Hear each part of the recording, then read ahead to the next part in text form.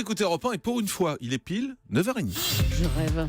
Le journal des médias avec Guillaume Janton. Bonjour Guillaume. Bonjour, à la une ce matin, tout ce qu'il faut retenir de l'audition de Vincent Bolloré au Sénat. Éric Zemmour relaxé en appel après ses propos sur les bandes d'étrangers. Et Cyril Hanouna va jouer dans un film avec un de ses chroniqueurs. Et on va commencer par le groupe TF1 qui est particulièrement actif en ce moment. On va Par commencer autre avec chose. ce qu'il faut retenir de l'audition de Vincent Bolloré au Sénat. Hier, le patron de Vivendi et Canal+ et d'autres dirigeants du groupe ont été auditionnés par la commission de la culture du Sénat. Parmi les sujets abordés, la situation de Canal+, avec des bonnes nouvelles comme la hausse du nombre d'abonnés sur le mois de juin, mais aussi des moins bonnes. 400 millions d'euros de pertes sont prévus en 2016. Vincent Bolloré a également nié toute censure d'une enquête sur l'évasion fiscale au Crédit Mutuel. Maxime Saada, le directeur général de Canal+, a expliqué que la diffusion de ce documentaire n'intéressait plus la chaîne, car ces informations avaient déjà été sorties par Mediapart.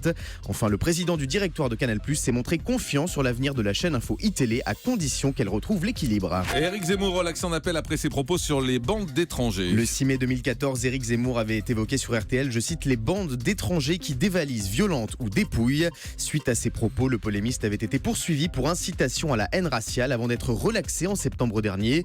Le tribunal correctionnel de Paris estimant que ce dernier n'avait pas visé les communautés dans leur ensemble. Une relaxation confirmée hier par la cour d'appel de Paris. Cyril Hanouna va jouer dans un film avec un de ses chroniqueurs. Alors qu'il recevait l'équipe du film Camping hier soir dans Touche pas à mon poste, l'animateur star de D8 en a profité pour faire une révélation.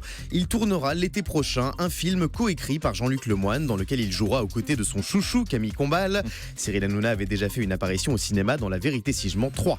Lara Fabian se positionne pour remplacer Zazie dans The Voice sur TF1. Alors que Zazie a récemment laissé entendre qu'elle ne remplirait pas pour la 6e saison du télécrochet, une autre chanteuse se verrait bien dans le fameux fauteuil rouge des coachs de The Voice, c'est Lara Fabian.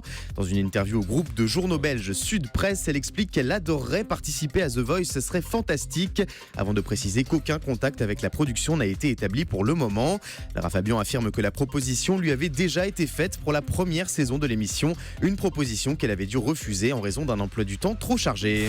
On connaît la date du lancement de la prochaine saison de Secret Story. Le 26 août prochain, Christophe Beaugrand donnera le coup d'envoi de cette 10e saison en deuxième partie de soirée sur TF1. Le reste des émissions hebdomadaires seront transférées en prime sur NT1 comme la quotidienne et le débrief.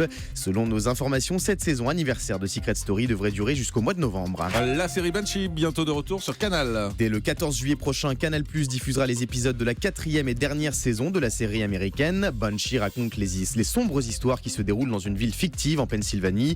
Les saisons précédentes du feuilleton avaient réalisé de belles audiences sur la chaîne cryptée.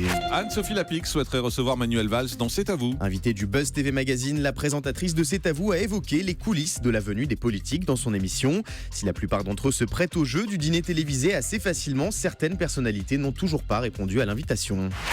Manuel Valls, il n'est pas venu. Moi, ça fait 3 ans que je suis dans cette émission, il n'est jamais venu. Bon, Marine Le Pen, c'est encore un autre dossier. Voilà. Mais bon. Mais vous l'avez invité, par exemple, Marine Le Pen ? Bien sûr, on l'a invité. Alors, c'est toujours pareil, c'est dans la partie actu. Et Alain Juppé est venu, Nicolas Sarkozy est venu. On désespère pas de faire venir François Hollande, mais on a l'impression que l'approche est plus simple qu'avec Manuel Valls. Donc voilà, mais je pense qu'on n'aura pas de problème à les faire venir. D'autant qu'à l'heure où tout le monde veut repenser les émissions politiques et faire en sorte que ce soit les Français qui interpellent les politiques, nous on veut pas faire ça. Oui. On veut quelque chose d'assez traditionnel, des intervieweurs, un homme politique, sachant qu'il n'y a que des journalistes autour de la table avec des personnalités, des histoires, des parcours différents. Il peut y avoir une richesse aussi dans l'interview liée à cette diversité.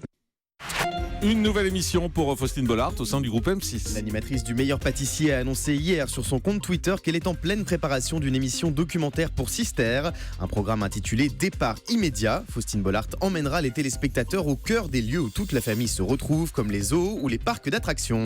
Et puis on reste dans le groupe M6 avec David Ginola qui pourrait se voir confier de nouveaux projets sur la chaîne. Alors qu'il est actuellement à la tête du magazine 100% Euro sur M6, la chaîne semble très satisfaite des prestations de l'ancien footballeur devenu animateur. Le Parisien révèle ce matin que la direction d'M6 souhaiterait confier un nouveau programme à David Ginola à la rentrée.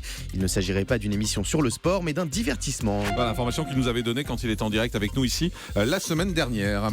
On continue. France 2 pas la qui va suite. relancer sa série de programmes courts Vestiaire, une série qui raconte avec humour les coulisses d'un club de natation dont tous les membres ont un handicap physique ou mental. Le tournage des 52 épisodes de la saison 6 a actuellement lieu. On y retrouvera plusieurs guests dont Bruno Salomon. La diffusion est prévue prochainement sur France 2 à 20h45. Et j'ai retrouvé la suite avec France 2 toujours. La chaîne va diffuser un téléfilm avec Mélanie Douté. On l'appelait Ruby, c'est le titre de ce téléfilm actuellement en tournage au Pays Basque. Cette fiction raconte la stupeur qui s'empare d'une petite ville après le meurtre d'une adolescente.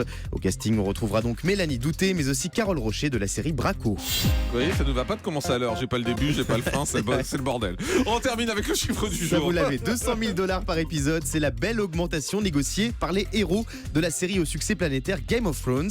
Selon le site américain Deadline, Emilia Clarke, Nicolas Coster-Waldau ou encore Comment va-t-il celui-là? Très bien, il vous salue d'ailleurs. Bah, c'est très bien. Ou encore Peter Dinklage, ils ont tous des noms bizarres. Ils empocheront désormais $500 000 par épisode de 52 Parce minutes. que j'entends, vous trouvez que c'est pas bizarre. C'est bien, j'entends, non Merci C'est pas- beaucoup Guillaume. Allez, dès tout de Merci. suite.